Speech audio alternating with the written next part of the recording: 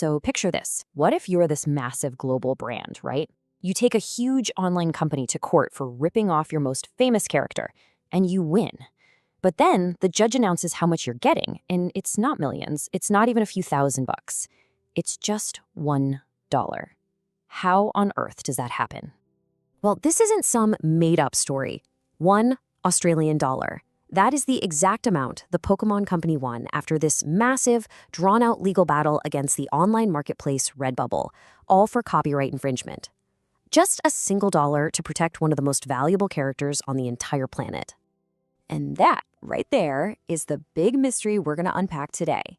This is a story that throws a creative, freewheeling platform into the ring with a corporate giant. And what it shows us about what it really means to win in court, well, it's pretty surprising. Okay, so to really get this, you need to understand who we're talking about. This wasn't just two companies suing each other. It was a total clash of worlds, a battle of two completely different ways of doing business. In one corner, you've got the Pokémon Company. Think of them as the super protective guardians of this massive global empire. Since day one, their whole game has been about meticulous control over their characters. And in the other corner, you have Redbubble, this scrappy startup from Melbourne. Their whole model is the exact opposite. It's about letting go, empowering independent artists to do their thing. But that very business model, as we're about to see, had a huge hidden flaw. So the whole legal fight, when you strip it all away, really came down to one powerful question about what Redbubble's role actually was in all of this. Redbubble's defense was, pretty straightforward. They basically said, hey, we're just the tech platform. We're like a digital landlord.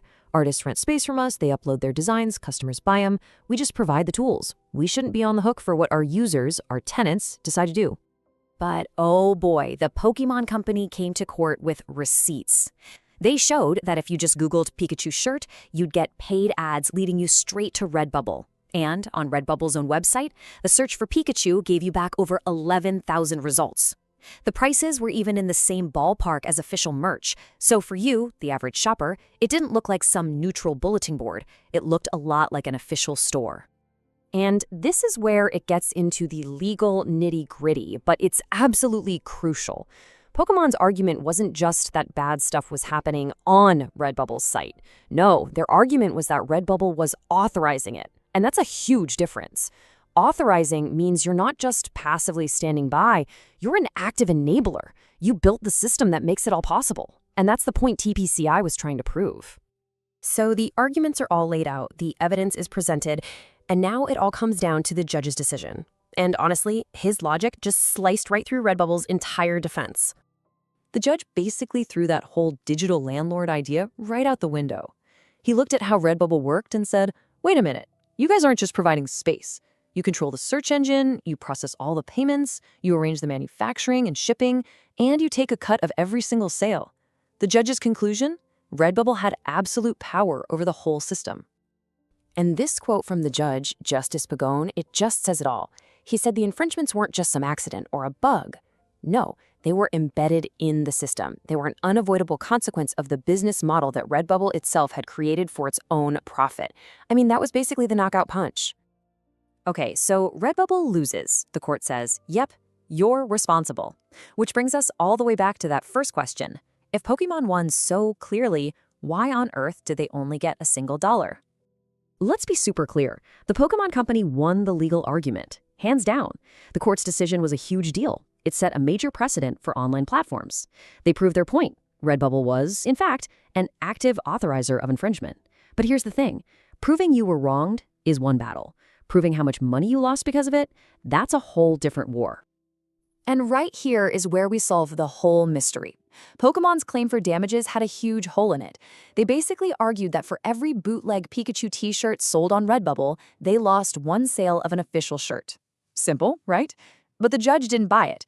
He pointed out that a lot of these items were creative mashups, like Pikachu drawn in the style of The Simpsons. The Pokemon Company would never, ever make something like that. So you can't really prove that the person who bought that parody shirt would have bought an official one instead. So because the Pokemon Company couldn't show with cold, hard numbers how much money they actually lost, the court's hands were tied. It couldn't just award them millions of dollars based on a guess. Instead, it awarded what's called nominal damages. It's a tiny symbolic amount that basically just serves as an official record saying, yes, a wrong was committed here. And in this case, that symbolic amount was $1. So the case is closed, right? But the story is far from over. Because this whole thing left us with some incredibly important lessons for anyone who's creating stuff, selling stuff, or even just buying stuff online today. So what can we take away from all this? 3 big things. First, the more control you have, the more responsibility you have. If your platform designs the whole system from start to finish, you can't just claim you're a neutral bystander. Second, winning in court doesn't mean you automatically get a big payday. You have to prove your financial losses, and that requires real evidence. And third, and this is a big one for all the creators out there, using famous characters for profit, even if you think it's a clever parody, is walking on some seriously thin ice, legally speaking. And just when you think it's over, here's the final twist in the story. That $1 victory might sound like nothing, but it came with a very, very real sting.